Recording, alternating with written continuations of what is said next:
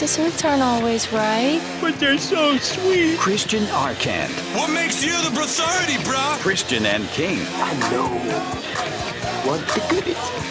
Welcome to the Goody Room. Weekdays noon to 3 on ESPN New Hampshire Radio. Streaming live on ESPNNewHampshireRadio.com. So what? So what? So let's dance. Now, here's Christian Arcand and Tom King.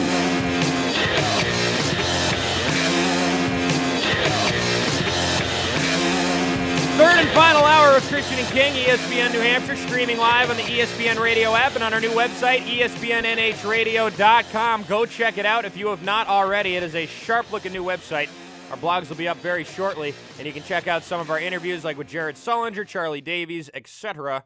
We have the Mark Herzlich interview up from last week as well, and lots of other good stuff. We're going to archive all of our shows there, as a matter of fact, all 3 hours of each show. So if you missed anything, you can pop it right there. You can download it right onto your phone and listen to it on your phone or your iPod, whatever you want to, anytime you want.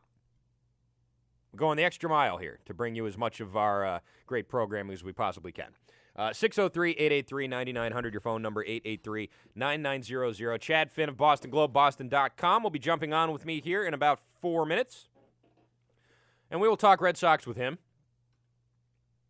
We touched on it earlier on in the show. But what really got everybody's goose today was David Ortiz. And what he had to say in relation to what John Lackey had to say, and then what Buck Showalter had to say about what John Lackey had to say, and then a couple of guys in the MLB Network had to say about what Buck Showalter had to say about what John Lackey had to say about Nelson Cruz and steroids. Catch all that? Basically, it's just a lot of gossipy, catty crap.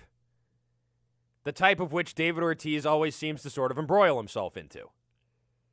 Now, if the team was winning games, or even if they weren't winning games so much right now, but weren't embarrassing themselves almost on a nightly basis, this sort of thing would just be sort of shrugged off, as Ortiz just popping off again like he likes to do. But the problem here is that when the team is a joke like they are right now, and don't make any, I'm not trying to exaggerate here, this Boston Red Sox team is a joke. They are offensively a complete joke. And all I really have to say to further my point is Scott Carroll. Scott freaking Carroll. Vidal Nuno. Okay? This team's a joke. Joke at the plate. And when you're a joke at the plate like that, David, and you are the team's leader and designated hitter, start having outbursts like this, not going to go as well as they would maybe last year when you were complaining about your contract. This year, you're complaining about hits and errors and how dare you bring my name into this topic of steroids when that was 10 years ago. I've been trying, and he told us, remember, he told us in 2009, he said, I'm going to clear my name. I will clear my name. My name will be cleared by MLB, and the world will know that I didn't do steroids. Well, that was 5 years ago. I still think, has his name been cleared? Did I miss something? Did I miss the press conference? When David Ortiz's name was cleared? And OJ found the real killer, too, I think. On the same day, same press conference. I missed it. I was napping, I guess. But I guess the point here is that this sort of thing is indicative of a team that is just cracking at the foundation, okay? There's cracks in the foundation here, and it's only a matter of time before the whole thing just collapses onto itself. Some might argue that it already has, and that things can go up from here. I would agree that I don't think things can get much more worse than getting your ass handed to you by Scott Carroll and Vidal Nuno twice in the last 2 weeks. Certainly will remember that about this season, those two games. And when it's going like that, it's just hard for us to get behind you, David. It's hard for us to rally behind you and say, yeah, our guy's getting a raw deal here, For two reasons. One, the offense sucks. You're not giving us anything to cheer for, first of all. Not you specifically. He's having a decent year. He's hitting his home runs, but the offense in general has been just atrocious. Oftentimes because Ortiz is the only guy that can get any hits, and they just never pitch to him. Like last night, not really a lot of things in the strike zone from our buddy Scott Carroll. But Ortiz was swinging anyway because nobody else was doing a damn thing. And he grounded out to second almost every single time, right into the shift, right smack dab into the shift. Didn't even bother running to first because why bother? What's going to happen? He's going to throw it away from 4 feet away? No, Chuck Knobloch's not in the league anymore, folks. It's not the way it works now. 603-883-9900. It's 883-9900. Chad Finn jumping on with me here from Boston Globe, boston.com in just a few minutes. And we will continue this conversation with him here in a moment. In the meantime, let's have your thoughts. 50352. Shoot me a text message. We're early in July. We have 3 more weeks left in July. And then the full month of August and the full month of September. How deep is your dedication to this right now? How far are we going?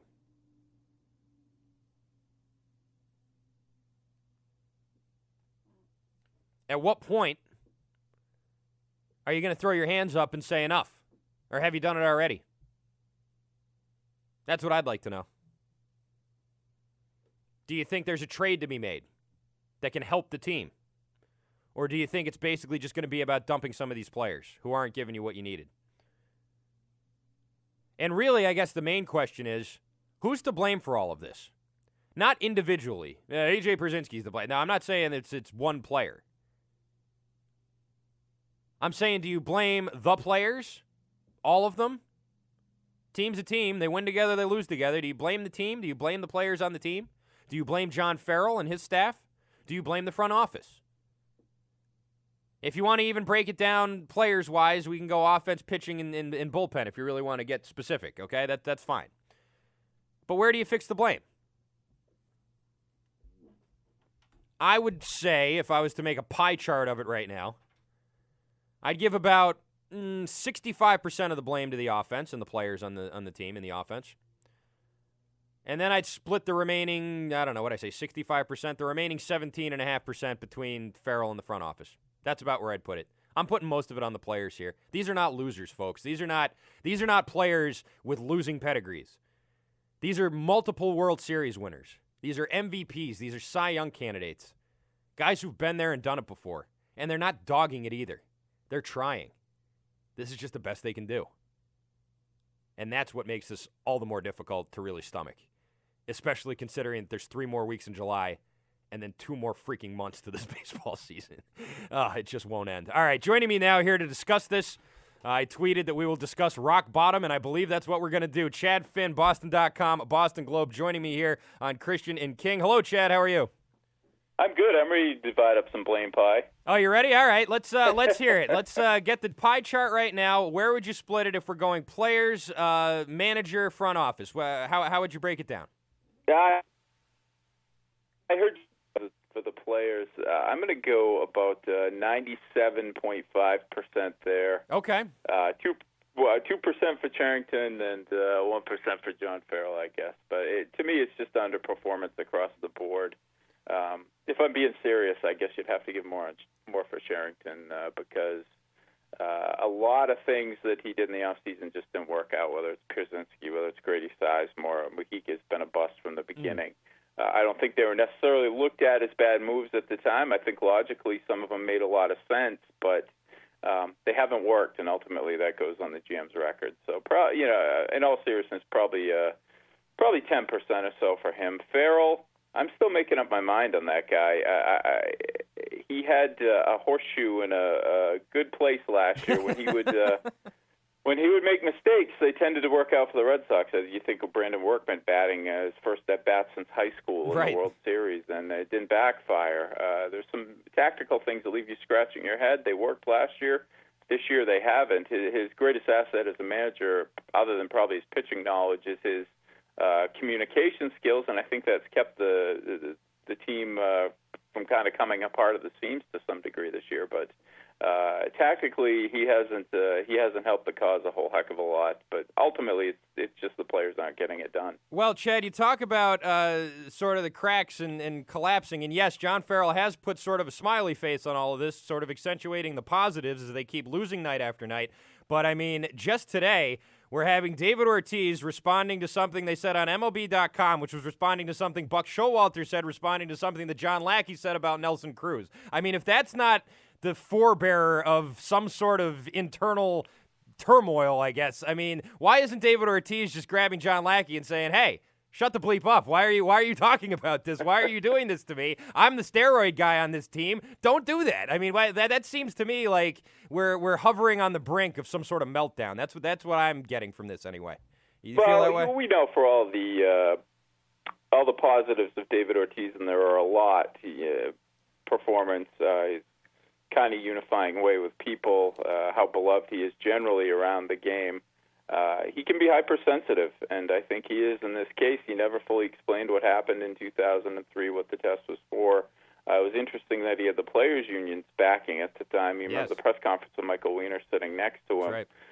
But nothing really ever was fully explained, and even that whole list is a mystery. I mean, it seems like the names that came out that ended up in the New York Times were leaked for a particular reason. I just don't think the dots have been connected because it was him, Manny, Sosa, and A-Rod, and I think there are 99 other guys on that list that we don't know about. So there's some context there that's missing. But the bottom line is Ortiz has never explained it. But you know what, Christian? I just everybody needs to shut up about steroids because they're all guilty. I pointed it out yesterday on our Globe Online show, Boston Sports Live, that John Lackey, when he won Game 7 of the World Series, he was backed up by a bullpen that included Brendan Donnelly, who was in the Mitchell Report, who was a Nashua Pride pitcher before he ever got anywhere near the major leagues.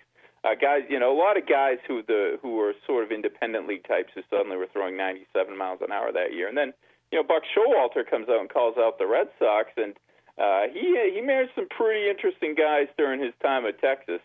Sure. Complicit with all the stuff that went on with A-Rod. That Rangers team always had a lot of suspicion around it before and after Showalter left. So, pointing fingers, whether it's Lackey, Ortiz, Showalter, whoever, they're all guilty in some way or another, and it's just move on and shut up about it. Do you think that David Ortiz has been? Do you agree with? Forgive me, I can't remember their name. The MLB Network guy saying that David Ortiz has gotten a free pass in regards to his PED usage or non-usage over the years. Do you think he's gotten a pass on that? No, I think it comes up every time he does anything. Whether it's his .688 batting average in the World Series last year, whether it's his Hall of Fame credentials as he just his 450th home run, and that comes up as a mark against him, as does being a DH when you begin to discuss whether he'll be in Cooperstown. It comes up at a lot of different points, and the Boston media here doesn't step away from it. Dan Shaughnessy confronted him about it at the beginning of last season. It comes up all the time because, again, there was really no clear explanation for what happened there. There's still so much gray area with it, and Ortiz has never fully explained it. He just gets ticked off whenever it's brought up. So in a sense, it's kind of his fault, too, that it lingers. But I don't think he gets a free pass because it comes up at every turn around the corner. And I guess there are different degrees of what guys did. I mean, clearly A-Rod was a complete fraud. We don't know what Ortiz did. We don't know what the other guys on that list did. We know Manny Ramirez flunked multiple tests after testing was implemented, which is going to keep him out of the Hall of Fame. But I guess you could look at it as black and white and say, well, they cheated there, so they should be punished for this. But it's kind of different levels of what guys did, and we just don't really know where to place Ortiz on that list. Not to mention, Chad, that in 2003 there was no policy for these things. I mean, he wasn't technically breaking any rules. I mean, you weren't supposed to do them, but no letter of laws were broken in 2003, right? I mean, they still hadn't implemented this PED policy that they have now, or the testing, or anything. No, they didn't. It's shady that these guys, anyone who did it because it had a really.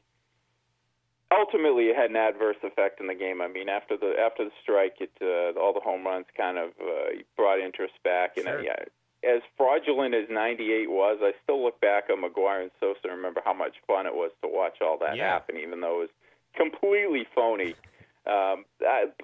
But, there are guys, again, there's other guys on that list. There are all the guys in the Mitchell Report, and the Mitchell Report is incomplete because of the two primary sources were New York-based guys. If that had been based in Kansas City, Boston, Cincinnati, L.A., it would be a completely different list probably if the sources had been placed there. So it's just so much gray area with that era that we don't know. We know like 1% of probably what we should know. You can go up and down lineups in that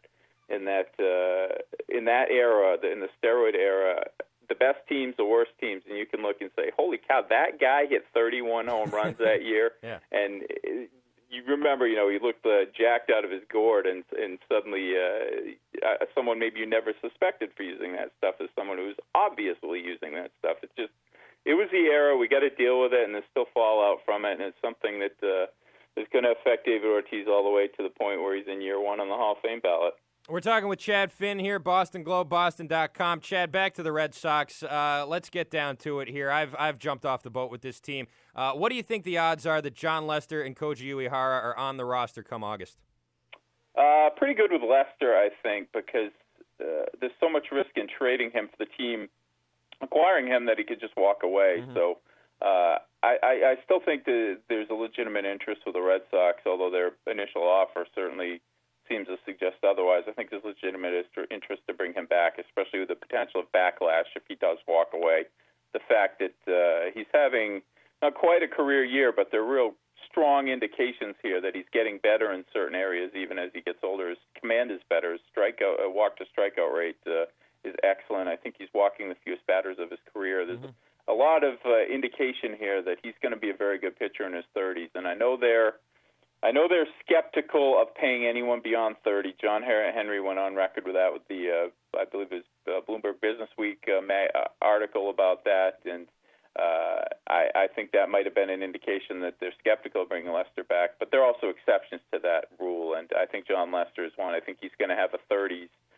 Very similar to what Andy Pettitte did without the magic that Andy Pettitte had helping him at certain magic, points. huh? That's great. Yeah, man, whatever you want to call it. Magic He said he did it to rehab his elbow, but everybody says that. But I think he's going to be a very good pitcher in his 30s, and I don't know how the Red Sox replace the innings that he gives them, the consistency that he gives them, and the durability. And I think it's a big mistake to let him walk. He's going to get $50 to $60 million more on the free agent market than their initial offer to him, and it's kind of a miracle he didn't take it as a slap in the face. But I don't think they trade him right now. Who says he didn't take it as a slap in the face? Well, he's been at least publicly he's been pretty understanding toward it, and his agents have continued to talk to the Red Sox. So it's not like they told them, go to hell, get out of here. We're signing with the Yankees and 13 more starts.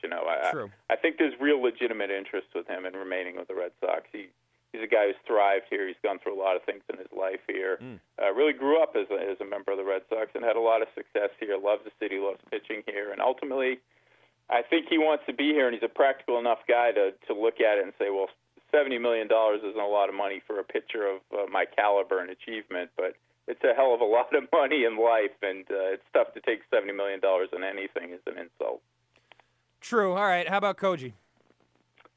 I would trade Koji. I would. He's going to be 40 years old. This run has been as great as we've ever seen from any closer, including that guy in New York all those years. But the age will eventually catch up to him. He's a guy who had durability issues before last year. Last year he pitched a career high in innings, and they were high leverage innings with being a regular closer for the first time and pitching in the postseason, 13 games, something like that. So I would do it. I think you could get a real return for him from a team like the Tigers if they want to take on more money for a closer on top of what they're paying Joe Nathan the next couple of years, or a team like the Angels who have already brought in a couple of relievers trying to solve their bullpen issues. All right, Chad. Sorry, go ahead. You're breaking up a little bit here. Go ahead, though. Yeah, but given his age and that he's a free agent, I would definitely take a shot at moving along with him. All right, I'm going to change the subject here for this last question because this is, while I have you here, I feel remiss if I didn't ask you this. And the reason I'm asking you is because, of course, you cover the media for Boston.com and Boston Globe. And we talked to you a few times about the Jerry Remy situation over at Nesson with his son's trial sort of looming over the season. That sort of took care of itself when Jared pled guilty. But we have another sports season coming up with a trial sort of looming over the season, and that's the Patriots and Aaron Hernandez. And I was just sort of wondering your thoughts on that. Is this going to be – I know that there's not a local network that carries the Patriots like Nesson with the Red Sox, but is this something that may be a bigger issue for the Patriots this season than people are sort of giving it credit for in the offseason? Is this something that could really sort of hang over them this year? Nope. You know why? Because the networks won't talk about it. Okay. We saw that last year. The trial is obviously going to be something that people are talking about. There'll be details coming out that will really probably generate a lot of headlines, but nothing's going to do that any more than your star tight end being charged in multiple murders. And yet we had last year, I remember at one point last year, Chris Collinsworth, can't remember what game it was, but he started going on and on about the Patriots only bringing in character guys, and Bob Kraft and his deceased wife Meyer always looked for players who fit the Patriot family vibe, and it was so awkward. It was just so awkward because the Hernandez thing was hanging over everything. I sort of remember he had to come back that, a few seconds later and acknowledge that. And but Bob Kraft has so much clout with the television networks and with the NFL in general that they are not going to talk about this no matter what comes out. We saw it last year, and it's going to be a continuation of that this year. It has nothing to do with the fact that his restaurant's called the CBS Scene or anything, right? That's all secondary to all of this, all of the goodwill that's been built up here, I'd imagine, right? Well, he's the head of the broadcast committee too in the NFL, right. So he's very influential in that regard, and pretty tied in with CBS. Obviously, I think he was on the board of Viacom for a long time, which is also tied to CBS. So a lot of links there that suggest that the NFL broadcasts are not going to want to tick off Robert Kraft. I would imagine. All right, Chad Finn, thanks so much for your time, sir. Great job as always, and we'll talk to you again soon, all right? Thanks, Christian. Anytime. All right, take care. That's Chad Finn, Boston Globe, Boston.com. You can follow him on Twitter. His Twitter handle is, I believe, it's at Globe Chad Finn. I think. Now I'm trying to get it here. Yes, Globe Chad Finn. Finn with two N's. ChadFinn, Globe Chad Finn, at Globe Chad Finn. All right, 603-883-9900, your phone number, 883-9900. Text in 50352. Christian and King, be right back after this. Quiznos Subs in Nashua is now home to the new Southern Barbecue pulled pork subs. Slow-roasted pulled pork, mozzarella and cheddar cheese, pickles, mustard, and Quiznos' signature barbecue sauce served on your choice of artisan breads. Try the spicy pulled pork sub as well. Quiznos will also cater your graduation party or office meeting, or you can head down and park in their own parking lot, which is key at lunchtime. Quiznos Subs, located at 290 Main Street in Nashua. Quiznos. Toasty. I'm Jay Farner, president of Quicken Loans, and I have some important information for you regarding the U.S. government's Home Affordable Refinance Program, or HARP.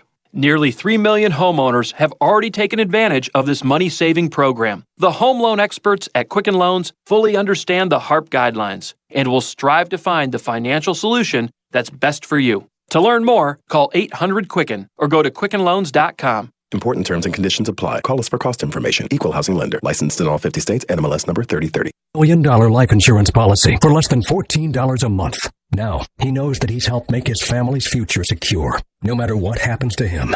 Protecting your family with coverage through AIG Direct is fast, easy, and incredibly affordable. Call AIG Direct right now for a free no-obligation quote. The call takes less than 5 minutes, and you can save up to 70%. Call now. 1-800-521-0281. That's 1-800-521-0281. 1-800-521-0281.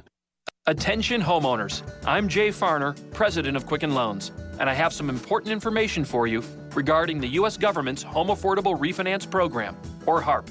We've told you about HARP in the past, and more than 3 million homeowners have already taken advantage of this money-saving program. But there are so many more of you who could be saving hundreds of dollars every month on your mortgage.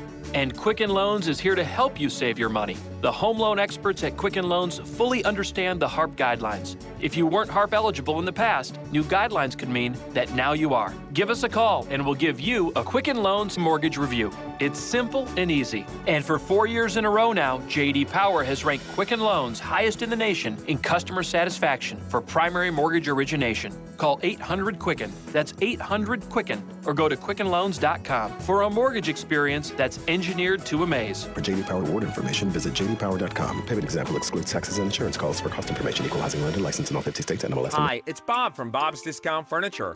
Got tight quarters or need a guest bed? At only $7.99, my Sabrina Che sofa with queen sleeper is for you. Sits like a dream with my famous Bobopedic memory foam cushions. Plus, extra hidden storage in the Che's. Swap out the inner spring sleeper mattress for my Bobopedic memory foam mattress, and it's only $8.99. Either way, it's an untouchable value. Buy in-store or online at mybobs.com.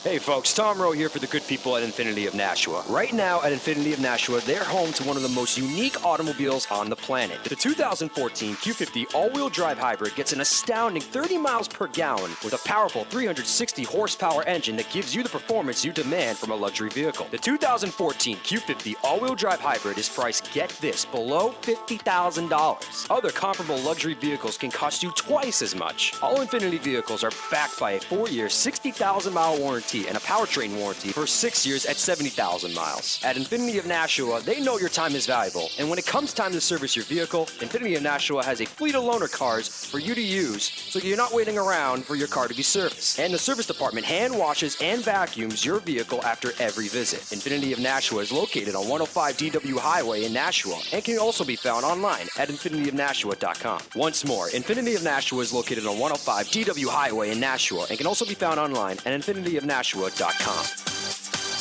CSA Graphics offers the best screen printing, embroidery, and promotional items in the area. Everything is done in-house, which allows CSA to make just one or thousands of items. Whether it's t-shirts, sweatshirts, hats, or uniforms, CSA will increase your brand awareness and get the word out about your company. CSA Graphics considers customer service their top priority. Gary and his staff work directly with you to create your printed version in the most efficient and affordable manner possible. Call CSA Graphics at 978-577-6427 or visit CSAGFX.com. What if we got rewarded for every good decision? Dinner. Meal needs a vegetable. Check. Amazing. Vegetables cooked with a healthier oil instead of butter? Fantastic. Replacing bad fats with healthier fats, like those in canola or vegetable oil, is good for your heart. Take up the challenge for good health, because the you of the future will say, fantastic! Visit heart.org/face the fats. Canola Info proudly supports the American Heart Association's Face the Fats campaign. You like sports? We've got it all right here on ESPN New Hampshire.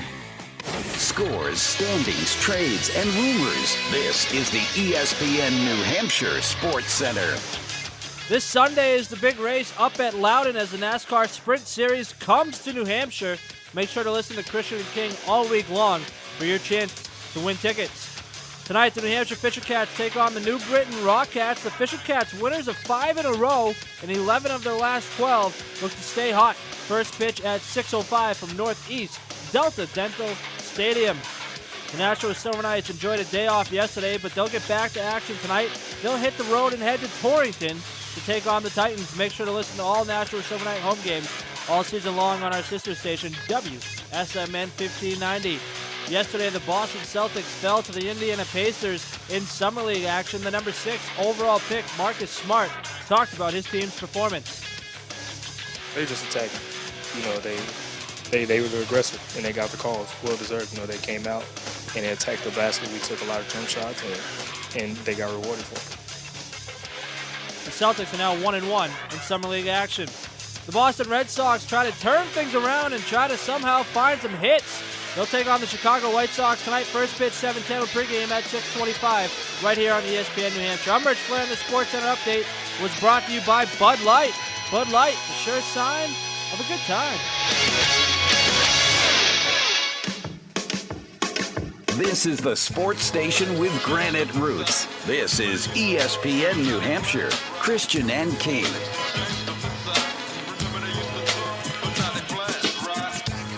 603-883-9900, your phone number 883-9900. You can text in 50352. Want to say thanks to Chad Finn for for joining me in that last segment. Great stuff from Mr. Finn, as always. Texter says, I want Major League Baseball hitters back on the juice. I want 600-foot home runs and 30 runs on the scoreboard. Signed the great Jim Akers. Well, let's take an honest look at this, at steroids. Steroids in baseball. And I'm not just bringing this up now because David Ortiz's name happened to get, brought up into it. And not just steroids in No, actually, let's just keep it to steroids in baseball. 1998, Finn mentioned it. That saved baseball. Baseball might have been, you talk about MLS and the figures that they're bringing in, and is that sport, ever going to catch on here in America? In 1998, 99, 97, right after the strike, people were finished with baseball. Enough with the baseball. Enough with you guys, and you can't get your act together. You can't play a World Series. And you know what? Everyone was right. It was absolutely ridiculous, that strike in 97, 98. It was horrendous. It made everybody sick. And there were still plenty of people around who knew people who flew, jets over Korea. And they didn't cancel the World Series back then. They played a World Series then. And now they're not going to play a World Series because the players and the owners can't get it together on who gets the most money. It was infuriating. People lost their mind.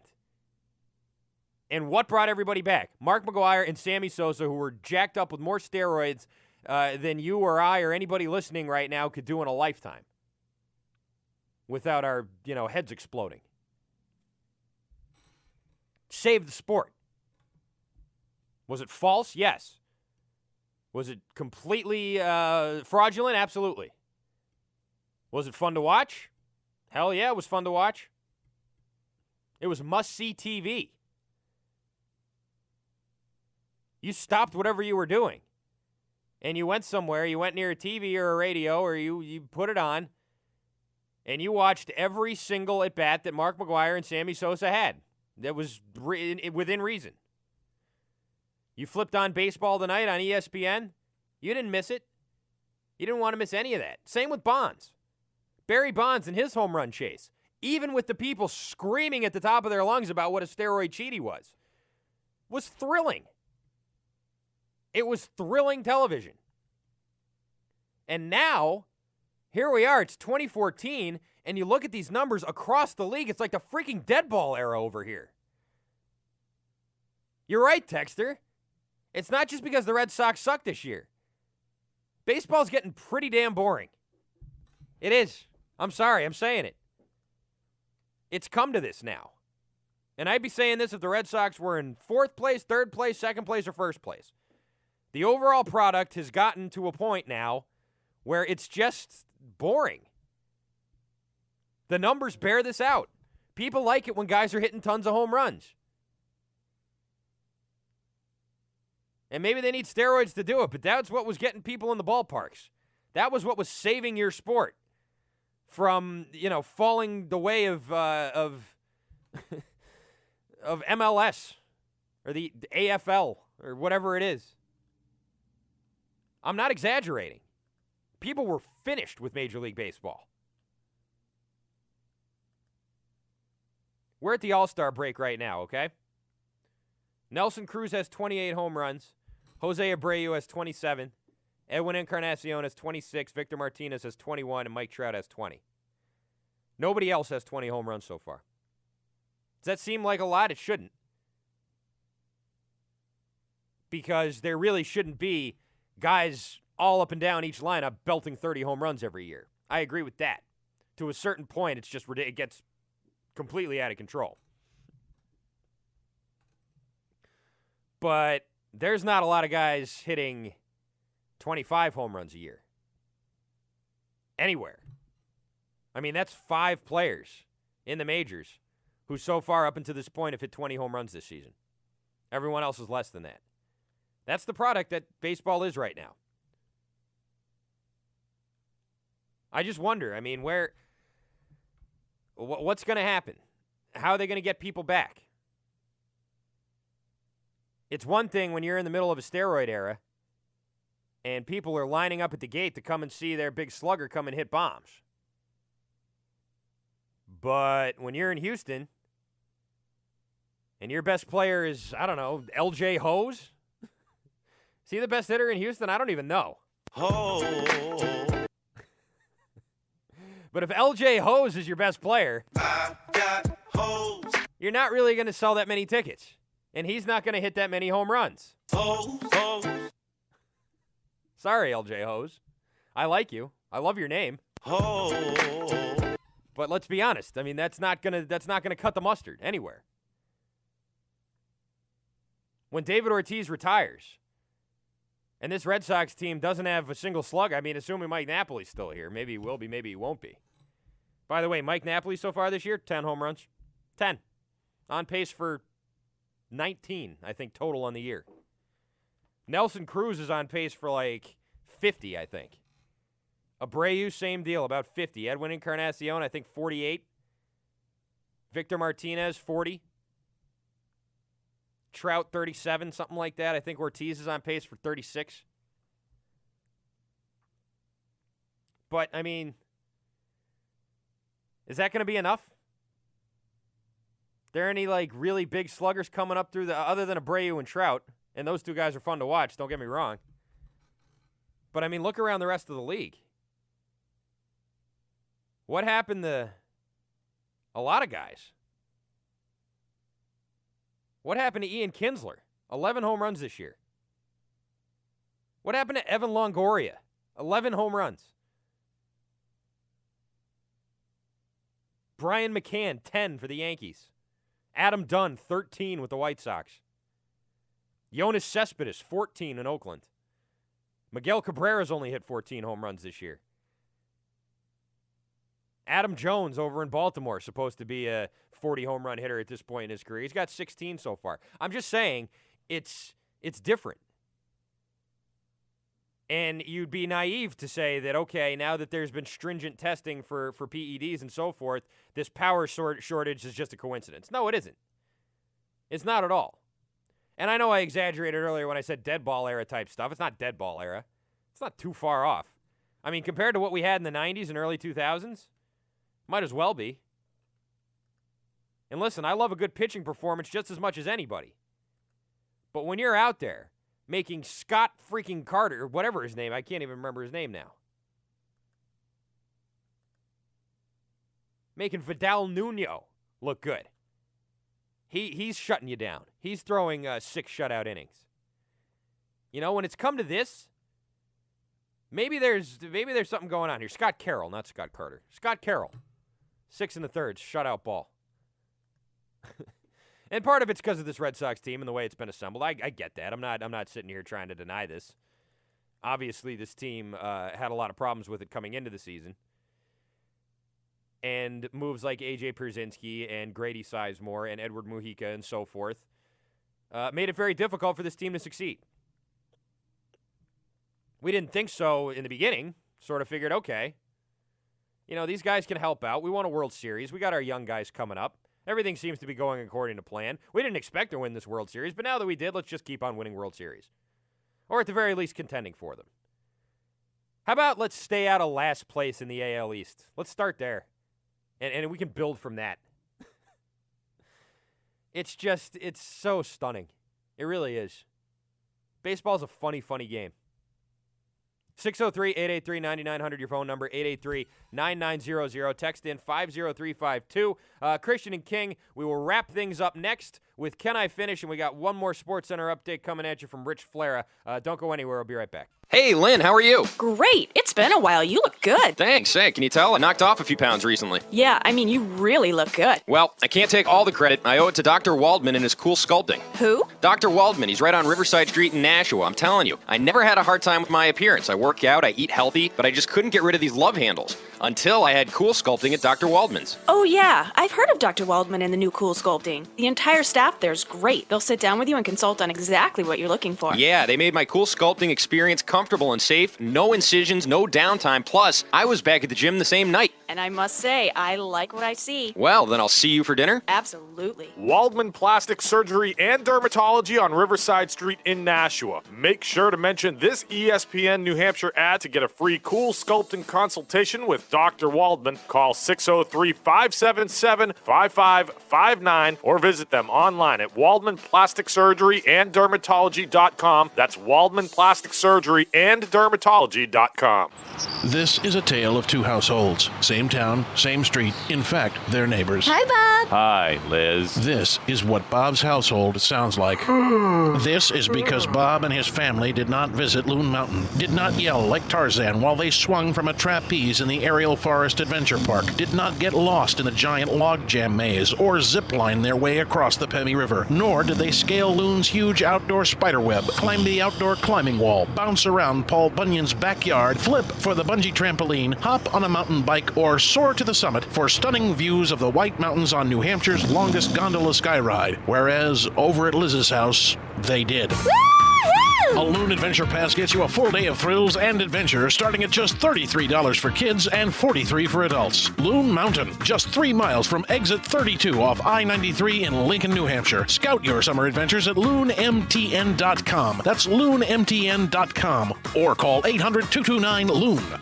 The NACI S. Loeb School of Communications is offering a series of free workshops on resume writing and job search skills at Nashua Community College. The sessions will be held on Monday, July 21st, July 28th, and August 4th from 5:30 to 8 p.m. in Room 150 in NCC's main building. Thanks to a generous grant from the Cogswell Benevolent Trust, the sessions are free, but space is limited, so registration is required. For more information or to register, visit www.loebschool.org or call 603-627-0005. The war had been going on for 2 years, and I got the calling. I got the calling to join the service and support the boys over there. Thousands of American troops have come home from the wars in Iraq and Afghanistan, suffering the effects of post-traumatic stress and traumatic brain injuries. I never thought that I would have PTSD. I thought that I had enough coping skills. I don't think anybody who goes into combat could ever honestly say that they're not different when they come home. What you take as a simple thing is not so simple for me anymore. I'm gonna have my good days and my bad days, and I really don't like those bad days. I would say to those people that are out there, don't brush us aside and don't count us out.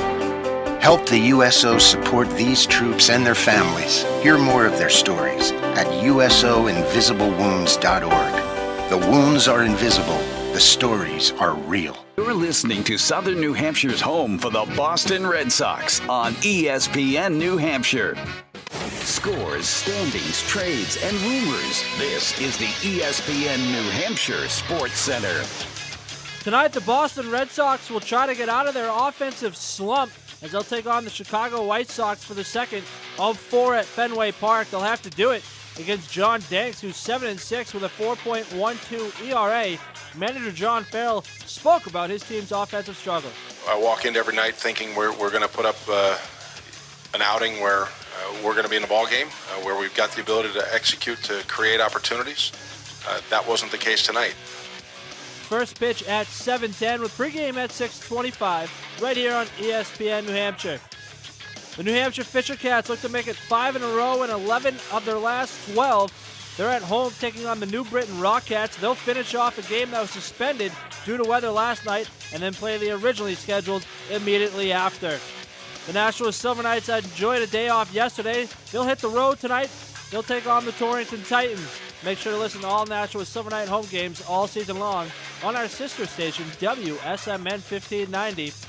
And tune in to Christian and King all week long for your chance to win tickets to this weekend's NASCAR Sprint Series race at Loudon. I'm Rich Flair, and the Sports Center update was brought to you by the Hanover Street Chop House, the official steakhouse of ESPN New Hampshire, located at 149 Hanover Street, Manchester, New Hampshire.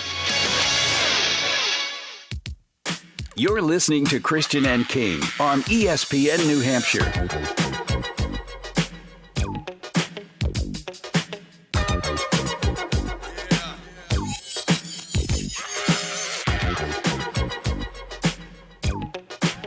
603-883-9900. That's your phone number, 883-9900. I'm Christian Arcand. This is Christian and King. Tom King's not here. He's on vacation. Real quick, if you text me right now at 50352 and text me what you think Tom King is doing right now, the funniest text message I get, I'll give you something out of the prize closet. I don't know what it is yet. Maybe passes to Loon. Maybe gift cards for food somewhere. I'll give you something, though. Text me right now, 50352, what you think Tom King is doing right now, and the one that makes me laugh the hardest at the end of the show. I will contact you afterwards and set up a way for you to come and claim your prize for making me laugh. Because I'll be honest, Matt Langoni was great today. Chad Finn was great today. Tom King not being here was great today as well. But the Red Sox are really getting me down. It's partially the Red Sox. It's partially the fact there was just a long weekend, and everybody hates going back to work after a long weekend. I'm not really one of those people. I don't mind going back to work after vacations and long weekends. It's usually like the week after the week I get back is when I really start to get depressed, you know. But right now it's fine. It's like it's whatever. But if you can text me right now and pick me up a little bit, tell me what you think Tom King is doing right now. Funniest text will get a prize. You'll get some free lunch, some free food of some kind. Maybe I'll get you some Quiznos. I don't know. I'll get you something. I'm begging you, folks. Help me out here.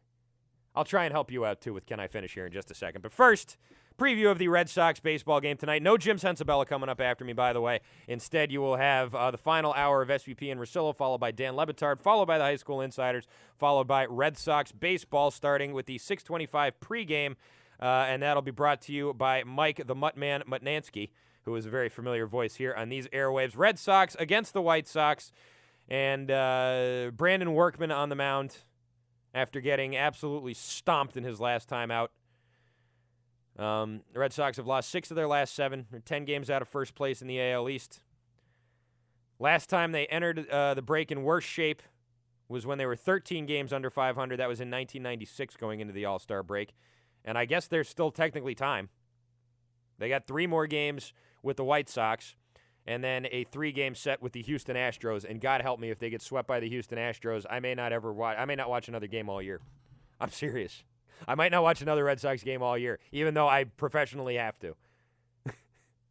Shouldn't have said that on the air, but I'm serious. If they get swept by the Houston Astros, so help me God, I will stop. I'll just go on the radio and lie about what happened the day before because I'm not going to watch. All right, maybe I'm exaggerating a little bit. This week's taking a toll. Red Sox have dropped 50 games before the break for the 3rd time since it was introduced in 1933, the All-Star break, that is. They're 2 losses away from matching the franchise worst total, which was set in 1966. The Red Sox last 13 games, they've gone 4-9. Their club ERA is 5.38, which trails only the Houston Astros and Texas Rangers in the American League. In terms of high ERA, the Houston Astros and Texas Rangers, by the way, are the only 2 teams that have worse records than the Red Sox in the American League right now. Red Sox have allowed 14 or more hits in 4 of those games, leading to a .280 opponent's average. And one of those awful starts came from Brandon Workman. His last time out, he allowed 6 runs and 5 hits with 3 walks in 4 innings. The Red Sox got annihilated by the Chicago Cubs. Workman lost consecutive outings with 10 earned runs allowed in 11 innings after going without a defeat in his first 5 starts this year. John Danks has been very good lately. He's had 1 hiccup in his last 8 starts. He's 4-2 in his last 8 starts with an ERA of 2.65. He's held opponents to 2 earned runs or fewer in 7 of those 8 starts. Yeah, I don't have high hopes tonight. I really don't. If they couldn't do it last night against Scott Carroll, they're not doing it against John Danks, and they're not doing it against Chris Sales, and whoever the hell the guy is pitching for him on Thursday, they're probably not going to do it against him either. Jose Quintana, whatever his name is. I don't even know. It doesn't matter. These people are just names to me, just names of people who will shut down the Red Sox. And that's coming your way tonight at 6:30. Or tonight will be the night that they turn it all around. But so help me God, if they get swept by Houston, I'm really seriously considering just forget it. Let's get to Can I Finish? Can I finish? Can I finish? Can I finish? Can I finish? Can I finish? Please, can I finish? I can't answer your question unless you let me finish. Hold it there, cracker boy. I'm not finished. All right, I got some pretty good texts here. One texter says right now Tom King and his cat are outside of PetSmart arguing. Arguing about what, I don't know, but they're having some sort of argument outside of PetSmart in Nashua, I'd imagine. One texter saying Tom King is sitting in his living room with his pants around his ankles watching the Food Channel. That is very possible. One texter says Tom King is out at the Tompound in the backyard posing like Prince Fielder in the ESPN body issue. Oh, well, thanks for that mental image, texter. By the way, if you haven't seen the ESPN body issue yet, you got to check it out. Prince Fielder's big fat gut is right on the front of it, which I think is great. Who else is in it? Marshawn Lynch is in it.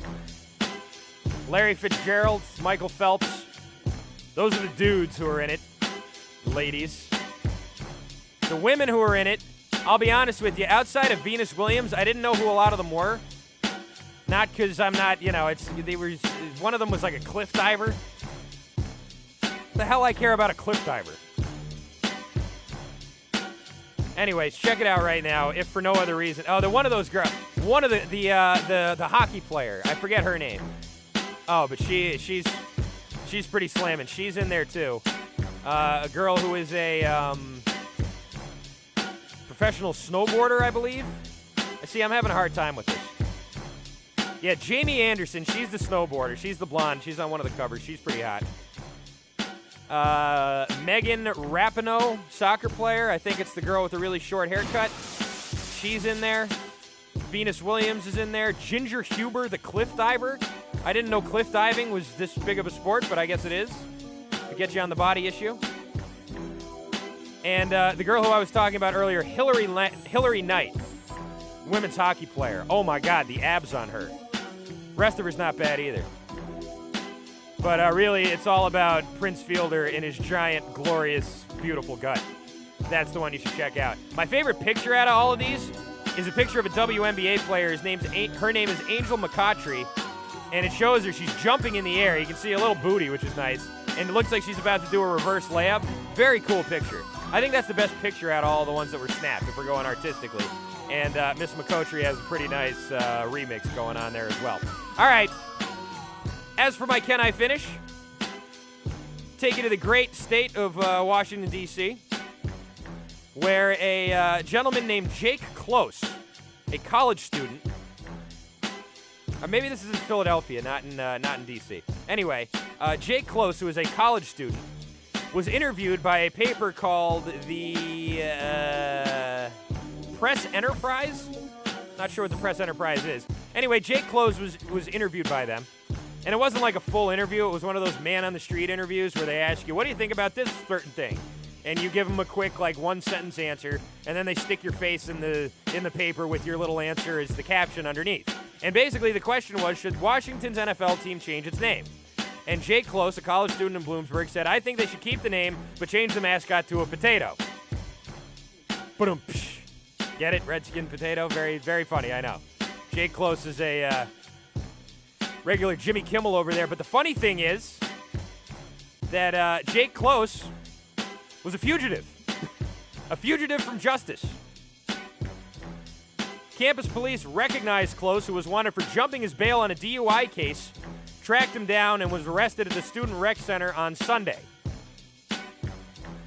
So yeah. It's bad enough that he made a terrible joke. You know, change the mascot to a potato. That joke's been made many, many times for many, many years. Ever since the first person got offended by the name Redskins, I think. Whenever that was. But the best part of it is, there he is, right there. Sort of an uncomfortable smile, like, hey, maybe I shouldn't do click. Nope, too late. And now he's in the paper, and now he's in jail for jumping bail on his DUI case. Which brings us to another Can I Finish? And this will be the last one of the day. And this one's kind of sad. A Custer man of Custer, Rapid City, Iowa, I want to say? Custer, Iowa? There's a hot dog eating contest going on in Iowa at Way Park, just across from the county courthouse, when Walter Eagletail, a 47-year-old man, began to choke in the middle of the contest. Paramedics were swiftly called to his side, tried to save him. He was transported by ambulance to Custer Regional Hospital, and he died because he ate too many hot dogs. I once got in trouble in school for eating too many hot dogs. And I'll take that fate over choking to death 9 times out of 10. Actually, 10 times out of 10. I will take that fate every single time. And with that, gonna have to bid you adieu. Want to say thanks once again to Chad Finn. Want to say thanks once again to Matt Langoni. Tomorrow we got a great show for you as well. Rich Flair will be jumping on with me. As I'm sure you're all getting very tired of hearing me just rant at you all day long. But tomorrow we will be joined by the great Gordon Eads, ESPN Boston, who has not appeared on these airwaves in quite some time. This will be Gordon Eads' triumphant return to the ESPN New Hampshire airwaves. I'm very excited to talk with him. He's one of my favorite beat reporters ever for the Boston Red Sox. I love his work, and very excited to have him back on tomorrow. We will also have more NASCAR tickets to give away, more passes to hang out with Dale Jr. up in his suite at New Hampshire Motor Speedway on Saturday. So keep listening all week long for your chance to win. For Tom King, who's not here, I'm Christian Arcand, and I'll talk to you tomorrow at noon. Later.